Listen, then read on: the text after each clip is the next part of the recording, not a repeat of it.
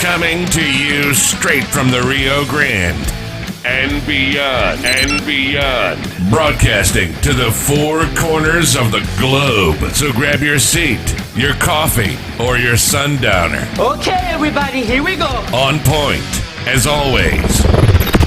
This is Gloves Off. Gloves Off.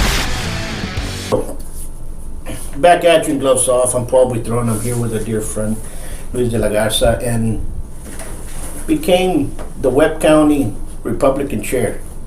And number one, congratulations on that. Thank you. And we're going to touch base on what Laredo needs, Webb County needs, and how we're going to move it. How are we going to move it? Great question, Paul. Thank you for the question. We need to inform the people as to what are we looking for. What is the future of Laredo?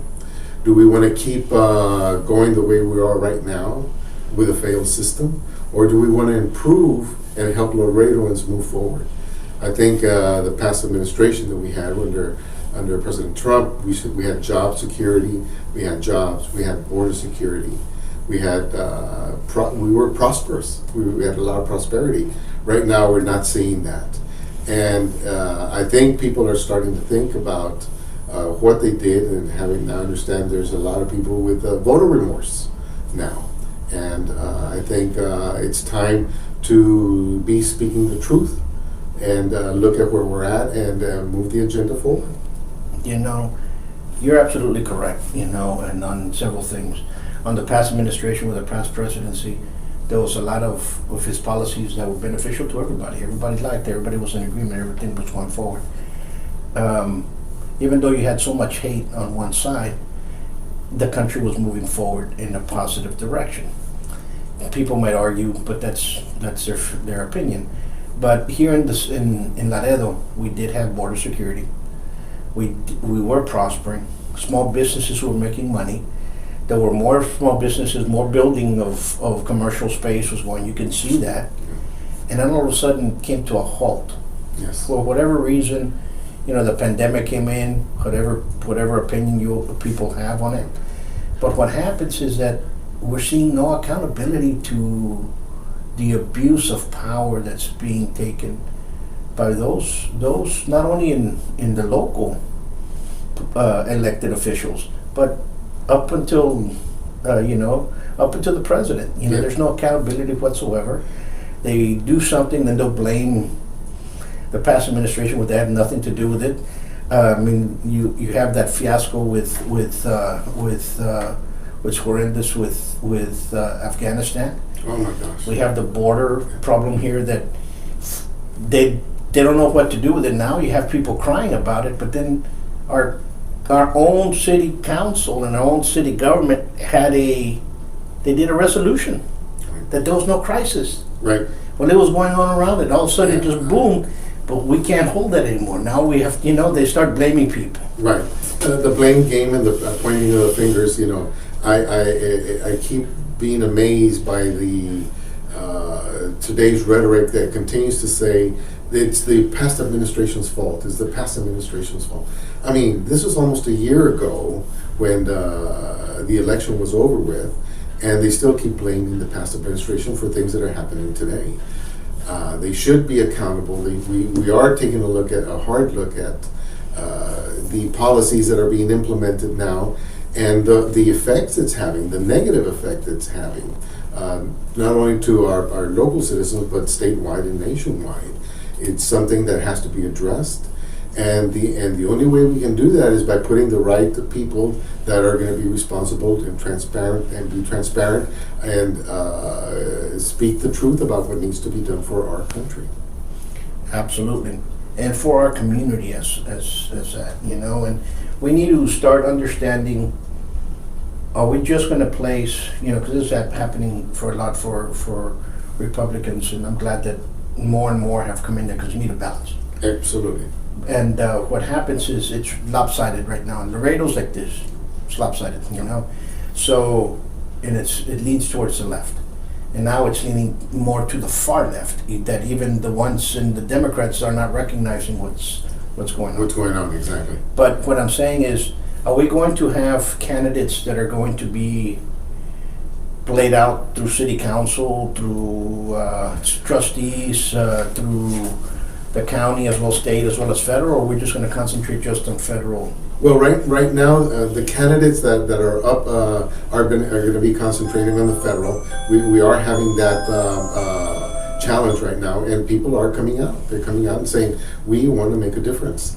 And so, although we are limited and people are still concerned about the future and what impact we have made tremendous strides forward, and we're seeing there's a motion, there's a movement happening right now all over the city, and the youth is part of what we're working with right now, and because they're starting to see the effects of the negative effects that this present administration is having. So I think we haven't had anything official yet. We have a lot of rumors about people running and everything, but some in the school boards and some at the city council level. So there's still time before the end of the deadline for filing, and so hopefully we will that will come to fruition pretty soon. Absolutely, because we need a leader within the Webb County, and you're the one that needs to push them forward. You know, Laredo, I'm from Laredo, I'm going to bring in, and nothing with the past administrators, because they were great individuals. And, you know, Randy was a great friend of mine, and we miss him a lot. Right. But we really need people that understand Laredo. Right. You know, the culture of Laredo. Yeah, you know, I was born and raised here in Laredo, and I understand it fully, you know, so I'm from South Laredo, so South Laredo, y soy de aquí y entiendo perfectamente bien lo que está sucediendo. But we need to move forward from thinking about it to actually doing it and implementing it, and that's what we're starting to do now. We're starting to implement the change that we want to bring forward. Absolutely. Do you have any names of some of the candidates that are going to be going forward, are going to be running in the elections? Only at the federal level, and we have right now Sandra Whitten, who was a previous candidate, and now we have Ed Cabrera. That's going to be that has announced recently about him running also. So for Webb County, and for the House District, that's history in its making in itself, to have two candidates running for the same position at the federal level. That's unheard of. And so we're starting to see that movement of people coming out and saying, I can make a difference. Even though I'm from a Republican, I can make a difference. And there's a talk of a third candidate. Yes. A third candidate that's going to be running for the federal position, like for the House of Representatives against Mr. Cuellar. And so, which is totally unheard of. And so people are coming out from the woodworks, and this is the beginning of what we will begin to see hopefully over the next few years. Absolutely. Now, how about for state? Do we have any? How many Republicans are running for the state that you know of, or what positions are running? Of course, you have the re-election of our current governor. Yes. But who else? Well, and the governor post, they've got 3 candidates in the governor's race. Locally, no one has come forward yet. There are rumors of some people that may start coming forward. And again, it's part of the transition that we are making, and people are starting to see the change. So I feel very positive that change will be coming sooner or later. Absolutely.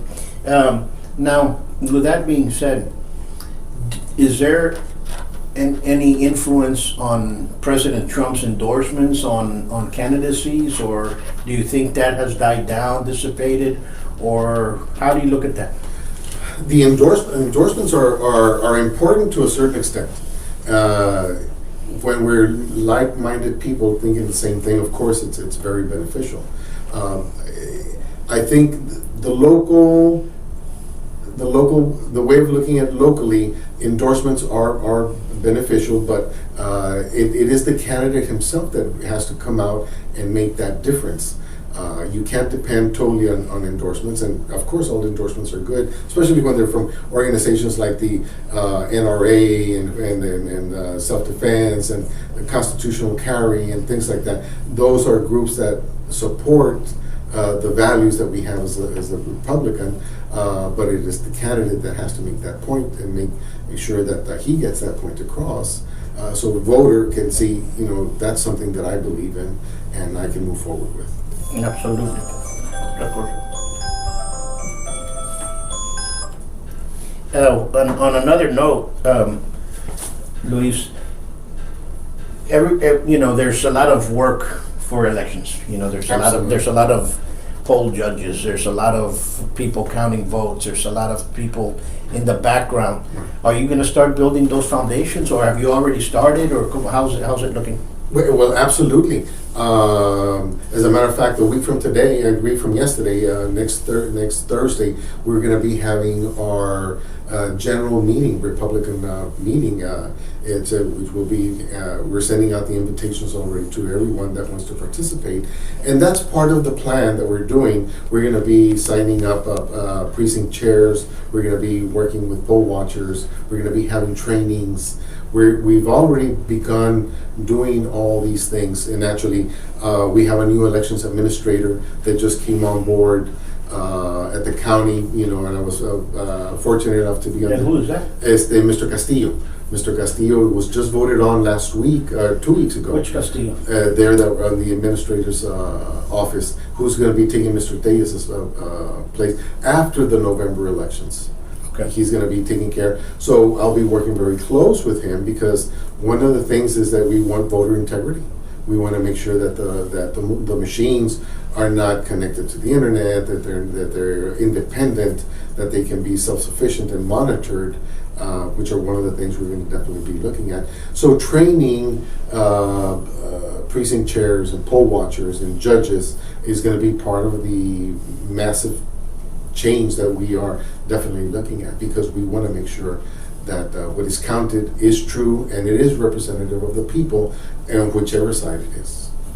Absolutely, and that's what Laredo needs. Actually, it's that balance, and hopefully we can get more people out there. Absolutely, because we have a lot of conservatives there, and usually they wait for the state and federal. They'll vote Republican, and they'll vote on the Democrat side and the primary. And I can truly understand that, because there's so many candidates running under that one ticket that it's difficult to say, well, I can still vote Republican at the general election. But I think you're going to see a change in this primary. I think the momentum is with us. The actions of what's happening right now, the negative actions that are happening right now, is a catalyst to get the voter to say, you know what, do I really want to keep down this path, or do we really want to change and make something that's prosperous and good for us and good for the community in itself? And one thing that we need people that are going to go in there and start holding these others accountable. Correct. We can't go in there and become part of the clique and say, you know what, we're not going to do anything. We need folks that are actually going to, and that's kind of hard to get, because I understand when people are inside a certain thing and there's a lot of pressure going on and so on and so forth, and people are scared. They're not into that. Yeah, and they're not comfortable. They're not comfortable making that decision and going against the grain. And and that's what this is all about. We have to remember that I think 85% of the state of Texas and 90% of the state is Republican. So there's very few counties that are left. Zapata just turned Republican at the last election, and so that goes to show you can take a small community that's always been thought of as a Democrat and has turned Republican, and I think we have a good chance of doing that again as in a few years to make it that, and it's giving us time to prepare for that. I think so. I think it won't happen in this election, but it will happen within the next two elections. It's going to change. Absolutely, I think so. And this election is truly important nationally, that we take control back of the House and the Senate, so we can at least start implementing or stopping some of these ridiculous executive orders that are out there and have damaged the good that we have in our country. Because people say, no, it really doesn't affect Laredo. No, it affects Laredo big time. And you're like, oh, it's affecting us big time. And you know, we've had those discussions before. We're seeing businesses leave Laredo, you know, and what are we going to do? We need people to start bringing them back. We need change. And this administration here is not doing it. It's not cutting it, and let's get other people inside. Yeah, and you know, there's a lot that, you know, we are the number one in importing. We all know that. Sure. But if you start raising fuel taxes, you start raising insurance insurances, and all that, it's going to affect negatively. We have over 70 ships off the shore of California that huge ships that can't unload, and so supply and demand takes over. It's simple. There's no supply, so prices are going to start going up. So what's happening over there? We never had that problem under the previous administration, or if there was, it was very limited. But now we have over 70 huge bargo ships that are held because of the unions or the lack of infrastructure or whatever it may be, and that's affecting us. So we need to address not only local issues, but we need to also address the national issues. Absolutely. Well, number one, I'll congratulate you again on your post. Well, thank you. Thank you very much. I think it's going to be one that's going to be going in the forward direction. Well, thank you. I appreciate that. The momentum, we feel the momentum's with us right now. I feel very positive right now. This new set of officers that we have in the Republican Party are very dynamic. They've been very vocal about what they want to do and how we want to move forward. And we will be seeing a change in the atmosphere as far as we now have two parties in Webb County, and we're here to stay and move forward. Absolutely. Can you mention some of the names to congratulate them as well? Yeah, it would. For vice chair, it's Jose Salazar is our vice chair. For treasurer is Lupita Gigi Perez. She's our secretary. Pardon me. For treasurer, it's John Stabile, and our parliamentarian is Pastor Art Lopez. You know, so we have a mixture of what's going on there, and then we have people in our committees and the different committees that we are now developing, and let me tell you, it's a very dynamic group, and we will start seeing some changes real soon. Absolutely. And if you have any candidates that wish to come out and share their story or reasoning, please push them this way. It's open to everybody. We certainly will. And it doesn't matter who they are. They can come out here and they want to talk about what they want, or want to tell people this is why I'm running. Please do so. I will, and I think it's to everyone's advantage to know who these candidates are. Absolutely. And the message that they're bringing for the change that we want for our local area. Absolutely. And we got towards the end, and we just want to wish you guys out there, you guys stay safe. Webb County, we have now a Webb County Republican Party, and I think it's moving forward. It's going to look pretty good. Thank you very much. Until next time, much peace. Thank you.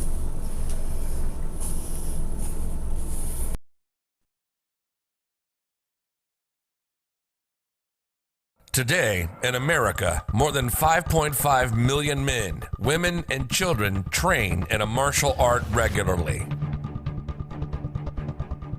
Buitron Academy has been serving Laredo for over 30 years now. Our adult classes are geared for producing the best in you, teaching you street-ready techniques. With the arts of Savate and Kenpo, you'll learn the traditions of these sciences of combat as passed down professor to student. Hi, my name is Jeremy. I've been here with Professor Buitrón for about a year now. I've heard of this dojo's been here for as long as I can remember. I've had several friends of mine study with him, and I've always been impressed with the styles that he taught them in Savate, Kenpo. So impressed that I brought my kids a couple months after I had started, and been progressing here, doing really well. A lot of good people come here, and I would recommend it to anybody to come and train with us, train with Professor Buitrón. and learn the styles that he knows. Come train at the best kept secret of Laredo. Give us a call for your free evaluation at 956-401-4868 or check out our website at savat.biz. Follow us on YouTube and Facebook.